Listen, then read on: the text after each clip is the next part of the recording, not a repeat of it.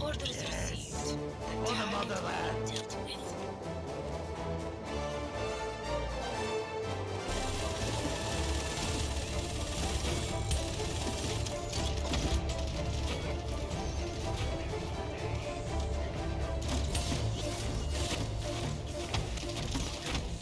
Raised to shoot straight and survive the harsh winters of the frontier, Tyra signed on with the Magistrate Army at a young age. After the Sentinel's disastrous final mission, she returned to her homeland to make a living tracking down the monstrous threats to the common folk that lurked beyond the fringes of the realm. Her unyielding stamina and pinpoint accuracy with the rifle serve her well in her new role, helping the resistance fight back the Magistrate and bring an end to the war that rages across the realm.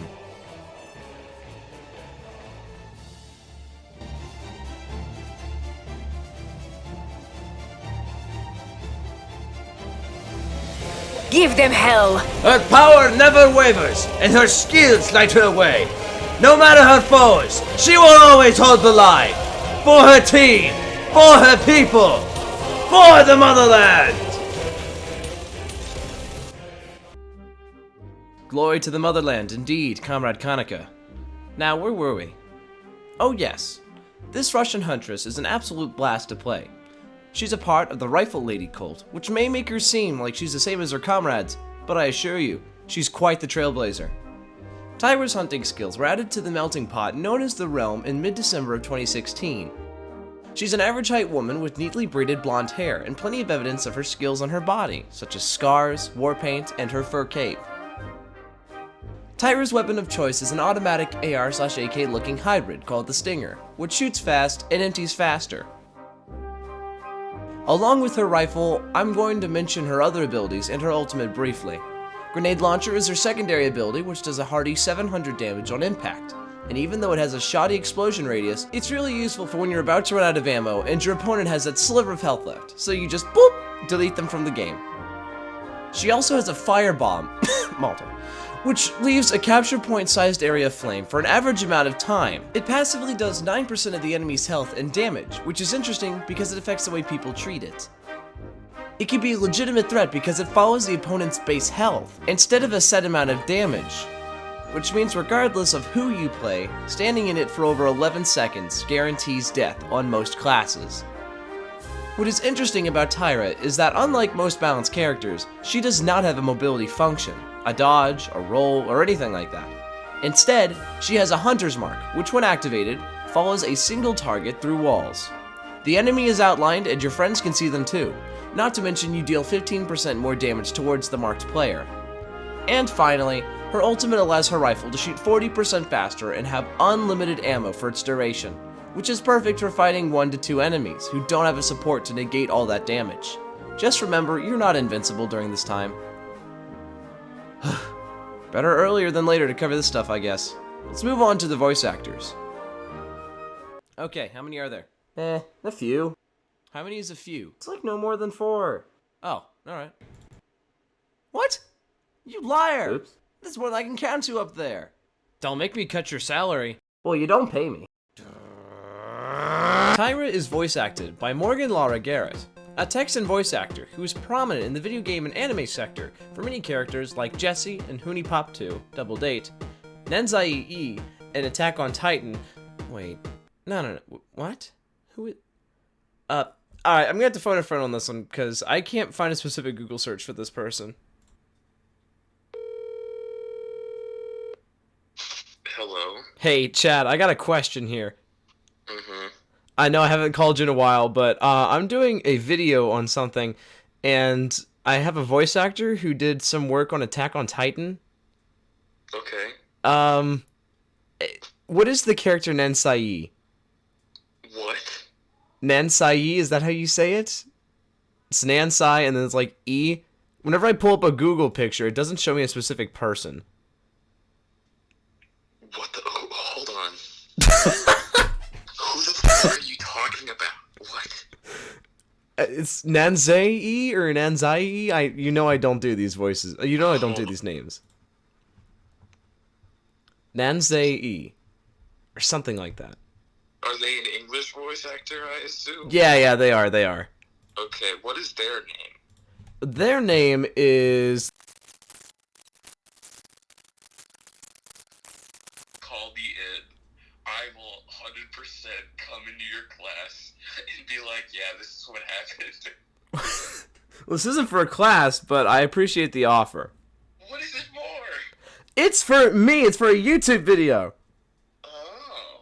Because you haven't seen all that. I'll explain it more later. Anyways, I'm an idiot. You're my new anime expert. Yeah? Alright. Okay. Alright, enjoy your shower, nerd. I will. Bye. Bye. Stupid, stupid, stupid, stupid, stupid, stupid, stupid, stupid.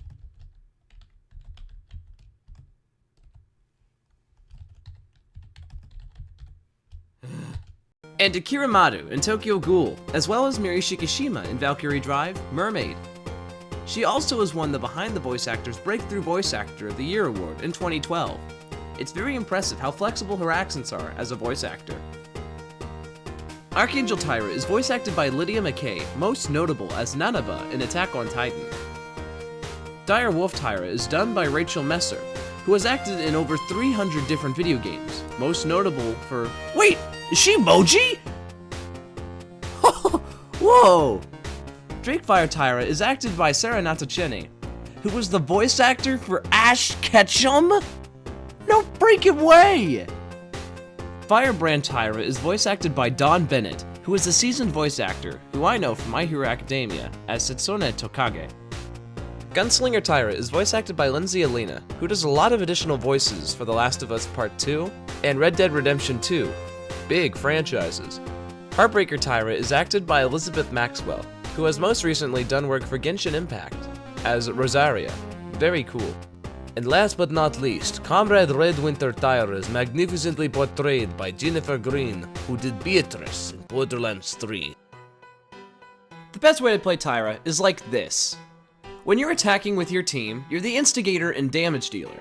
But when you start losing allies or losing ground, it splits. You either help your team recuperate by sticking with the support and get ready to strike again, or you hold your ground and take a stance of defiance by going after their weaker links in order to push them back. You're more likely to die when holding your ground, of course, as you're fighting more than one person by yourself. If all of your allies die, it is imperative that you stay alive. Your life could decide the tide of battle, so don't get too close, but don't let them forget about you. Here's an example of how to play. You will not take this! From the shadows, death awaits Give you them all! hell! They're firing on me! I will Stay not die. down! Not yet, amigo. You cannot hide. Not the face! I'll attack right flank. I will mount your head on my wall. Crumble into dust! Save yourself. There's some fight in you after all. pitiful result. Slaughter them! Good night. Had enough? Gotcha!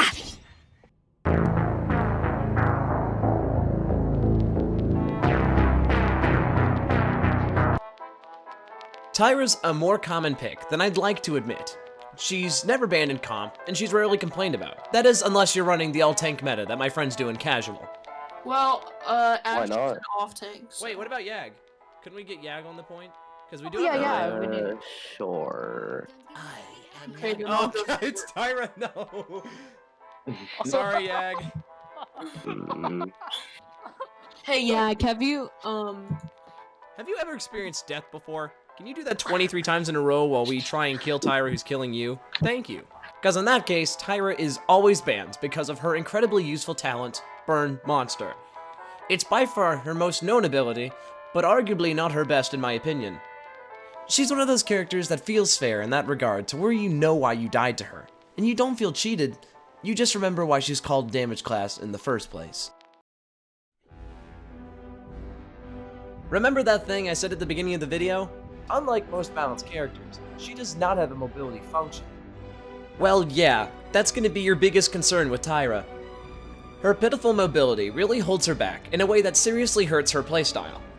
When you play Tyra, you're constantly wishing that you were just a bit faster because you always get nipped or outrun, and that cuts into your effectiveness. The way I found to combat this is to use Hunting Party. which not only gives you a speed boost with the cards, but allows your allies to help you take down enemies, with the buffs you get towards that specific enemy being shared with your adversaries. Not to mention, you get 2 of them. Hunting Party allows you to play a more mobile Tyra, and even though Burn Monster is a part of the meta, I personally find that it promotes a more boring and annoying playstyle. Dying to those Molotovs annoys me, and it ticks off everyone I know. Playing Tyra is serious fun. I swear, the adrenaline you get when your team is getting picked off one by one, and you're in the fight thinking communist thoughts, and you're trying to focus and think rationally to stay alive, but the noise, you can hear it, No person can kill me, comrade! We must hold this line! No one can stop my country's wrath, and they'll pay for their crimes! I'll fight to the bitter end! Long live the Union and its people! Charge!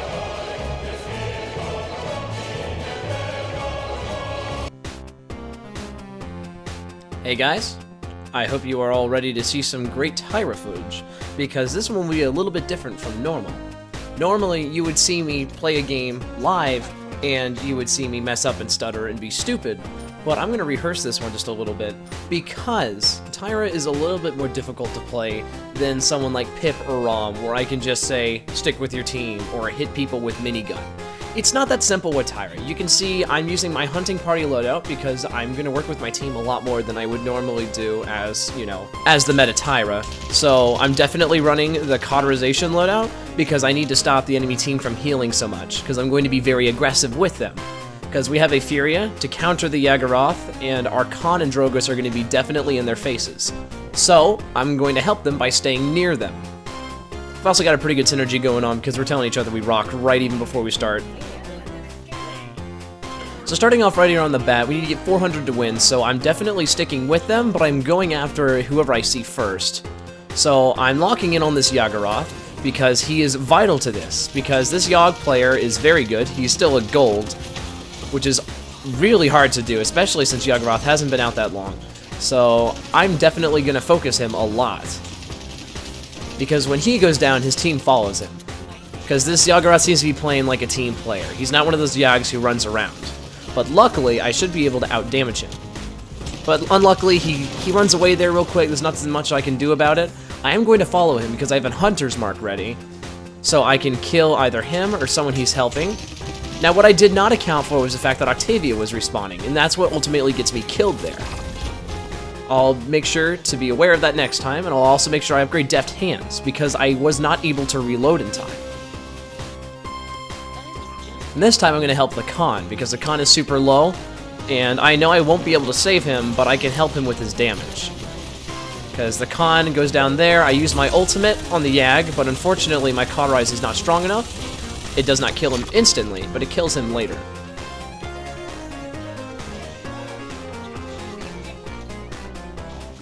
Moskau, vive Inspector Caviar. Sorry. So what I'm doing now is I'm sneaking onto the back point because they're all taking it, and I'm using my Molotov to great success because I'm trying to get that Ceres. It looks like I'm going after Octavia, but really I'm trying to get to that Ceres, which is really hard because they're protecting her. But I start to move in with the support of my team, and even though that Dredge is landing some nasty shots, I'm still trying to find out where that Ceres is. Yep, okay, well I know where the Ceres is now, so I'm going to start focusing her. 700 damage deal, pretty good. And she gets stunned, perfect. Just throw a Molotov and get out of there. Stay with Furia. I don't quite know where they are, but we're grouping up and we're taking the objective. Because at this point, we don't know we're going to win. Because it's pretty close. I hear Yagharoth upstairs, but I'm more concerned about whatever's going to come through there, because I can help with range a little bit. Khan and Furia are not going to be able to handle any ranged attackers. And luckily, because of that, that Yagharoth can't really do much on point. I'm lucky I dodged that, but I'm going to start focusing on this Octavia because she's raining from above. Luckily, I missed that Molotov, but I also missed her ultimate. I'm going to activate Lone Wolf right here. I'm going to activate my chain gun right here just to see if I can knock out this Yagg, which I do, luckily. And even though I get bled out there, I consider that a success because I still got that Yagharoth down. Now, because the enemy is so nimble, I'm definitely upgrading nimbility. Usually I have a love-hate relationship with the ability because if you use the right cards, you don't have to spend money on it. And plus, it's a 7% increase when you start. Really, that's not much of anything. Luckily got that Saris, and that Yag is going to fall with her. I got a double kill, which is pretty impressive. Khan's going to go down, unfortunately, but I'm still going to hold point. I'm trying not to get picked by that Octavia, but her range is just superior. Keep in mind, this was like the first couple weeks that Octavia was out, so it's not like I was expecting that to happen. I was honestly expecting her to miss all her shots, because not even I knew what Octavia was like yet.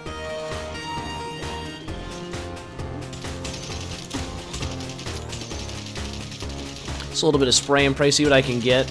My deft hands are really helping right now because I'm definitely shooting all the time. I see that Saris, lock in on that Saris, which is good. Yagurath is here, and my Molotov has just recuperated, so I'm going to throw it here in just a second. Unfortunately, I can't throw it in time because he runs off. And I know he's at such low health that this Dredge is going to have to help him. But luckily, Dredge goes down, and he knows that I'm at low health. But what he doesn't know is that I know he's also at low health, but I have the support of my medic. So I'm going to activate my ultimate here, go after that Saris, which buys me enough time to kill her and get him at half health. I'm going to go for the life rip because Furia is not healing too much, and that's because she's using the loadout that stuns and does double damage on her Pyre, which I respect because we need that Yagurath taken care of, and she's actually killed Yagurath quite a couple times.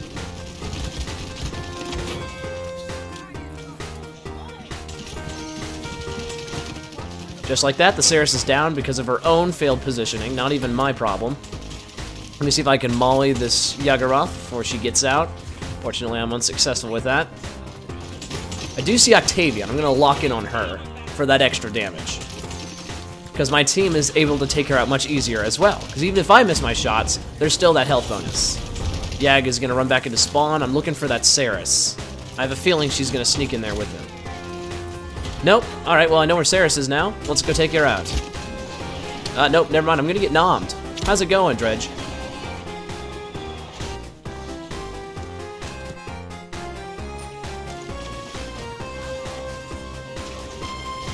Just waiting to respawn after a little bit.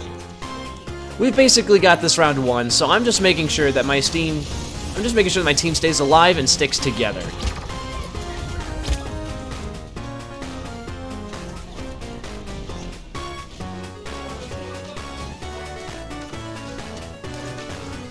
This stuff's almost base boosted.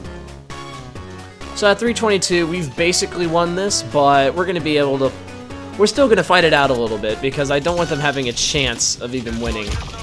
Now, unfortunately, I do get caught here again because I'm not with my team, unfortunately. I'm trying to play the wrong type of Tyra right now. But that's also because my team is very spread out.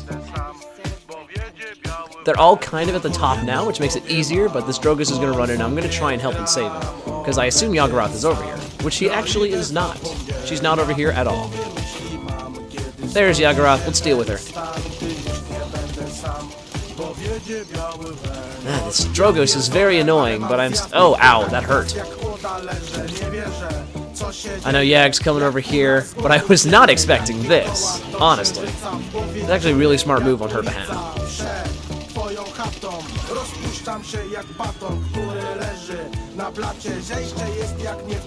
Unfortunately, my good friend Timeless Soup dies to Drogus. As much of a tragedy as that is. Still looking for that Yagurath. I know she's around, I just don't know where. I'm really tempted to use my ult, and I'm so tempted I fail. That's one of the big problems about Tyra's ultimate, is because if you try and do something like that, it really does not work at all. There's no amount of life rip and cauterization and ability that can save you there. Nothing. I honestly do wish that she had some buffs, some passive buffs like that, but unfortunately she does not. Not a single one.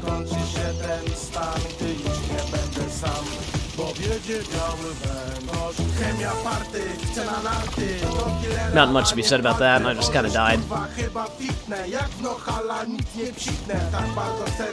Because very commonly, when you push with Tyra, you're just gonna die. That's just what happens. You can try and dodge as much as you want, but you're gonna die pretty easily.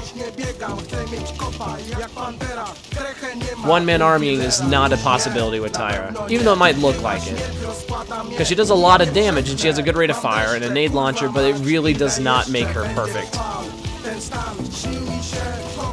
It just makes her a middle player and a chaser sometimes. Unfortunately, I was gonna try to go after that Saris, but the round ended. It was good enough. We're all congratulating ourselves. It was a good round. Thanks for watching, guys.